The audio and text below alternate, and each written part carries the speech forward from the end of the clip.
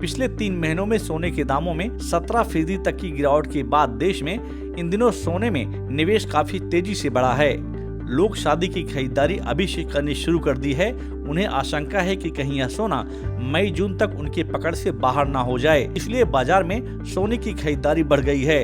गौरतलब है कि 3 महीने पहले सोने का भाव 57,000 रुपए प्रति 10 ग्राम तक था। वैसे तो घर में शादी है, वेडिंग है, तो बहुत टाइम हो गया है, तो वेडिंग के हिसाब से सोना खरीदना है तो शुभ माना जाए, तो स्टार्टिंग सोने खरीदने से हम कर रहे हैं। फैक्टली वो लोग कम हुआ है इसलिए हम लोग आए। बीच में रेट्स बहुत हाई हो गए थे, recently rates has gone down, so we came over here to buy the jewellery.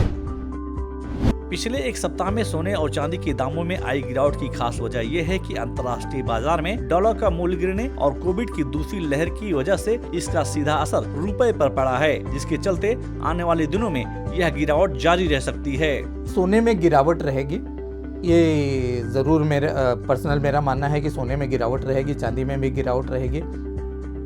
Economy जैसे वर्ल्ड इकोनॉमी जैसे जैसे रिकवर करेगी वैसे वैसे सोने का दाम कम होगा।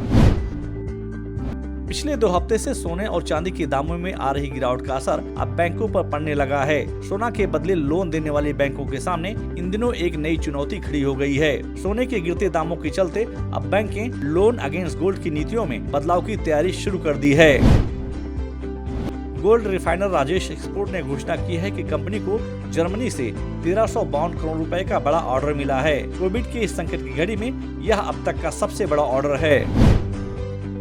सोने के दामों में आई 17% की गिरावट के बावजूद देश में निवेशक गोल्ड बॉन्ड में निवेश कम कर रहे हैं। इक्विटी मार्केट के एक्सपर्ट के अनुसार लोग त्योहारी सीजन में खरीदारी इसी मौसम में करते हुए देखे जा रहे हैं। कोविड की दूसरी लहर की आशंका के चलते लोग बॉन्ड के बजाय सोना ले रहे हैं। सोने के आभूषण बनाने वाली कंपनियों को रिटेल मार्केट से इन दिनों जबरदस्त ऑर्डर मिल रहा है।